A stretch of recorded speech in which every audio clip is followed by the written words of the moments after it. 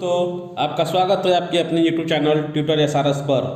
जैसा कि आप लोग जानते हैं कि हिंदी के अध्याय फर्स्ट में आप लोग को जीवन परिचय के बारे में बताया गया है, उससे अवगत कराया गया है और जो भी इम्पोर्टेंट था आपके डीएलएड थर्ड सेमेस्टर में उन सभी लोगों के जीवन परिचय के बारे में आपको बता दिया गया है और उस सभी वीडियो को आप लोग देख लीजिएगा ध्यान से।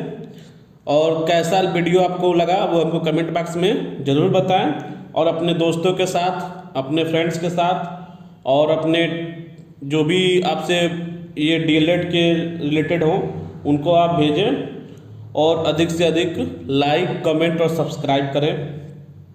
तो चलिए उसी में हम अध्याय 2 के बारे में आज पढ़ेंगे। अध्याय 2 में क्या है हम लोग का डीएलएड फर्स्ट सेमेस्टर में, तो इसमें है श्रुत सामग्री में प्रयुक्त शब्द, मुहावरा, लोकोक्ति का प्रसंगानुकूल प्रयोग है कि इसका प्रयोग कहाँ होता है, शब्द का प्रयोग कहाँ होता है, शब्द किसे कहते हैं, शब्द के भेद कितने होते हैं और मुहावरा क्या होता है, लोकोक्तियाँ क्या होती हैं। कभी कभी हम लोग शब्दों में भी, मुहावरे में भी और लोकोक्ति में भी समझ नहीं पाते हैं कि ये मुहावरा क्या होता है, ये लोकोक्तियाँ क्या होती हैं। ये तो हम लोग जानते हैं कि मुहावरा आपका ये जो कहा जाता है ये मुहावरा है, ये लोकोक्तियाँ हैं। जैसे नाच न जाने आंगन टेढ़ा, ये मुहावरा एक लोकोक्तियाँ है। लोग बोल देते हैं तो कहते हैं, कोई नहीं जानता बोलता है कि हाँ ये मुहावरा है, कोई कहता है लोकोक्तियाँ है, खोदा पहाड़ निकली चूहिया। तो सेम उसी के तात्पर्य में हम लोग आगे बढ़ेंगे। तो आज हम लोग अध्याय 2 स्टार्ट करने जा रहे हैं। तो चलिए आज इसको हम लोग ध्यान से पढ़ेंगे। इसमें हम सबसे पहले पढ़ेंगे कि शब्दों का प्रसंगानुकूल प्रयोग कहाँ होता है, यानी कि शब्द किसे कहते हैं। तो ये आप लोग भी जानते होंगे कि इसको हम एक शब्दों में बहुत ही आसान तरीके में आप लोग को बताना चाहते हैं कि एक या एक से अधिक वर्णों या अक्षरों के मेल से बनी स्वतंत्र तथा सार्थक ध्वनि को हम शब्द कहते हैं। तो यानी इसको दूसरे शब्दों में भी हम ये भी कह सकते हैं कि एक या अनेक वर्णों के सार्थक स्वतंत्र ध्वनि समूह को शब्द कहते हैं। तो चलिए यह आपको शब्द के बारे में अवगत कराया गया। अब आपको हम बताते हैं कि शब्दों के कुछ भेद होते हैं, जो कि 4 भेद होते हैं। मुख्यतः 4 भेद ही बताए गए हैं कि शब्दों के भेद निम्न आधार पर किए जाते हैं। जैसे मान लीजिए उसमें पहला आता है व्युत्पत्ति के आधार पर, इतिहास उत्पत्ति के आधार पर, तीसरा आता है प्रयोग के आधार पर और चौथा आता है अर्थ के आधार पर। यानी कि ये जो 4 आप लोग को भेद बताए गए हैं ये शब्दों के भेद हैं। ये आपको एग्जाम में पूछा जाता है कि शब्दों के भेद कितने होते हैं, शब्द किसे कहते हैं। तो आप लोग उसमें लिख सकते हैं कि शब्दों के 4 भेद होते हैं, जैसा कि आप लोग को यहाँ पे इंडिकेट करके बताया गया है कि व्युत्पत्ति के आधार पर, इतिहास उत्पत्ति के आधार पर, प्रयोग के आधार पर, अर्थ के आधार पर। अब हम लोग पहले आते हैं व्युत्पत्ति के आधार पर शब्द के भेद। अब देखिए व्युत्पत्ति के आधार पर शब्द के कितने भेद होते हैं, कितने भागों में बांटा गया है उसको।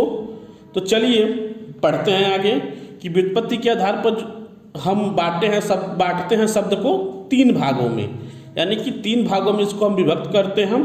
पहला होता है यौगिक, ऋण और योग ऋण।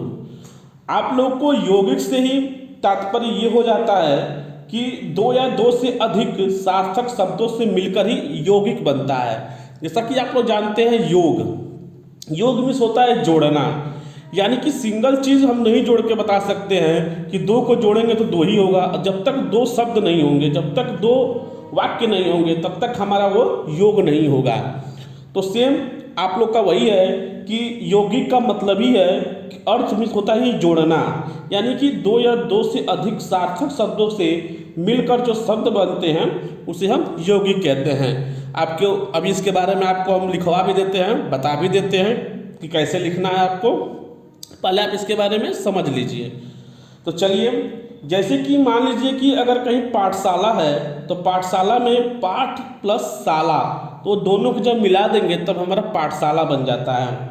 ऐसे भी बहुत सारे हैं जैसे हिमालय, देवालय, नीलकंठ, कई सार्थक शब्द हैं जो कि 2 शब्दों से मिलकर बने होते हैं। अब आगे है दूसरा आपको बताएं रूढ़। तो रूढ़ जैसा इसका नाम है वैसा इसका काम भी है। जैसा कि 2 वर्णों से योग से बनते हैं लेकिन इसके अर्थ नहीं निकलते हैं, यानी कि ये अर्थ निरर्थक होता है, इसका कोई अर्थ होता ही नहीं है, तो उसे ही हम क्या कहते हैं, रूढ़ कहते हैं, रूढ़ शब्द कहते हैं। और आगे आ जाते हैं हम योग रूढ़ में। तो योग रूढ़ ये दोनों का मिक्सअप होता है, यौगिक और रूढ़ का मिला के ही योग रूढ़ बना है। जैसे कि योग रूढ़ शब्दों में जो प्रयुक्त विशेषताओं का समावेश होता है उन सार्थक शब्दों का विशिष्ट अर्थ में किया जाता है। जैसे मान लीजिए कि दशानन अगर हम बताते हैं, जो कि आप लोग हमेशा जानते हैं, दशानन, दस है आनंद जिसका, यानी कि आनंद मीन्स होता है मुख, आनंद मीन्स क्या होता है, मुख, और दस मीन्स होता है दस, यानी कि 10 मुख वाला कौन था, तो कौन है, तो रावण।